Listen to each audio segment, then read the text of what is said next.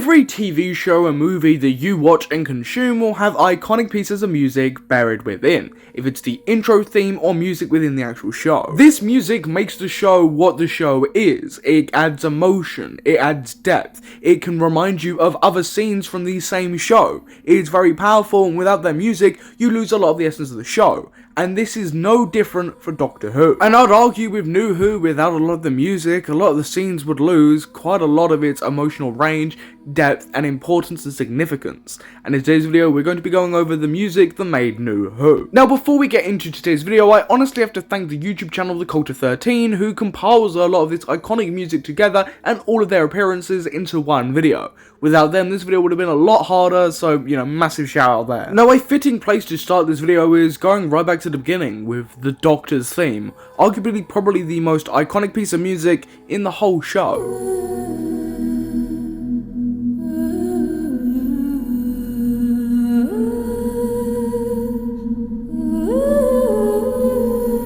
This music is absolutely synonymous with Doctor Who. It is the quintessential Doctor's theme, and every Doctor, even Jodie Whittaker's 13th Doctor, has been under this piece of music. The music divulges what the Doctor is post-Time War, this mythic character, this story, steeped in mystery and sadness, and that's what it is. It really represents the Doctor's loneliness and mythos behind the character. It also works as an incredible piece of nostalgia when you hear it. It transports you back into that Doctor Who feeling, and it really ties the whole show together because that's what has been used to thread pieces together throughout. So when you hear it with Shooting Out with Doctor, for example, it really feels like you are watching Doctor Who because how it's been used in the past.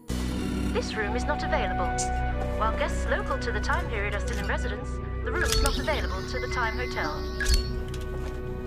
The music is incredibly important and significant if it's signifying a really important moment within the show, or signifying a really important moment in the Doctor's life. Anytime the Doctor's theme plays, you know you're about to be hit with a hard-hitting scene, something that echoes true. This theme is quintessentially Doctor Who, and it's why I use it in every single one of my videos. It is Doctor Who, especially New Who. Not everything that I speak about in this video will represent something or signify something, but this music does, and I want to take a second as well to appreciate how good it is, how beautiful this piece of music is, and just how it makes you feel. What you're going to notice about this video as well is all the pieces of music we're speaking about are very iconic, thread a scene together, and make it feel very impactful. They all have something about it. Like, for example, all the strange creatures. You might not be familiar with it by name, so here's a clip, you'll definitely know it. But she told me to warn you. She said 2 words.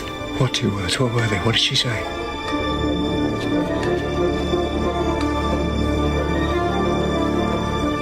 Bad wolf. What does it mean? Now, this piece of music is just incredibly climactic and just a beautiful piece of music. It's insanely epic, and not like the weird, cool version of how you say it. It's an epic piece of music. It's also a very intense piece of music, really builds up your heart rate. It's a great piece of music overall. I could not do this video and not mention this, right? Like, it would be physically impossible. This is not only an incredibly popular piece of music within Doctor Who, it's also very iconic, especially within the RTD era. It is ultimately synonymous with David Tennant, Series 3 and Series 4, but, you know, has been heard outside of that. Mainframe. The siege of Trenzalore is now begun. There will now be an unscheduled fate change. Usually when this music is played, even with more recent episodes like The Giggle, it's a pinnacle moment. It's a very important moment or a very climactic or intense scene. And it is an incredible piece of music. And whilst I think this piece of music is incredible, there's a few pieces of music like the Doctor's theme that when you hear it, it gives you goosebumps. And this is Gallifrey, the next song we're speaking about, definitely does that. So you're saying I have to die? Now, if you were just to die, then everyone's false memories would have to fade, and that could take ages. It's actually better if you keep breathing. If your brain just keeps transmitting, well, nothing. This music always gives me goosebumps. It's a very special piece of music tied to the Master, Gallifrey, and the Time Lord. It's a very emotional, isolating piece of music, and it's incredible. My personal favourite variation of this can be heard all throughout Series 10, and it's absolutely criminal we haven't got this soundtrack yet. Like, genuinely, my favourite piece of music is Trap. Like, this music is so hard to talk about, and it's easy just to show you what I mean. A great example of what I mean is with the Doctor's daughter. Gone forever.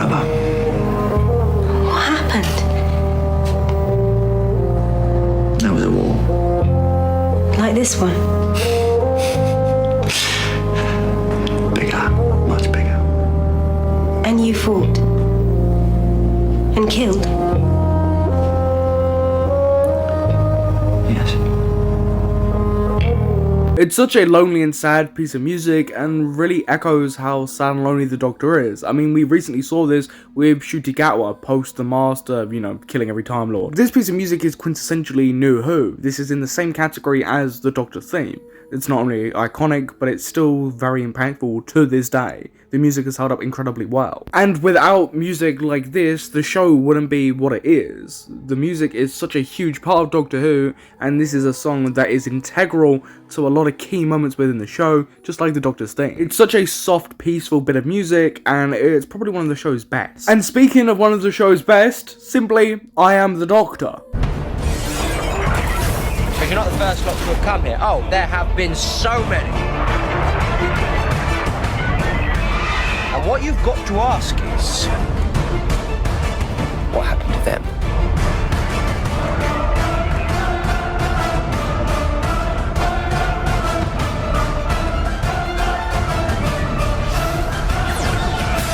Hello. I'm the Doctor. This music is, again, synonymous with one particular Doctor, really, and that is the 11th Doctor. It is heard with the 10th Doctor. It is heard with Peter Capaldi's 12th Doctor. But realistically, this is 11th theme, right? We've got to give it to him. I really don't feel like I have to explain how iconic this piece of music is. It is probably the most iconic within the show. And yes, I know I'm contradicting myself here, right? In the past I've said the Shepherd's Boy is the most iconic, and, in my heart it is. But this is without a doubt the most iconic. It's an epic piece of music heard all throughout Smith's era, literally in every single episode, bar maybe one or two. This is a case of if you play this music, people definitely know what it is, right? Even non-Doctor Who fans. It is a very, very well-known piece of music by this point. And because of that, unfortunately, I really don't have a lot to say about this piece of music. But I can't make a video talking about the music that made Doctor Who without talking about this piece of music, which arguably made Doctor Who post-2010.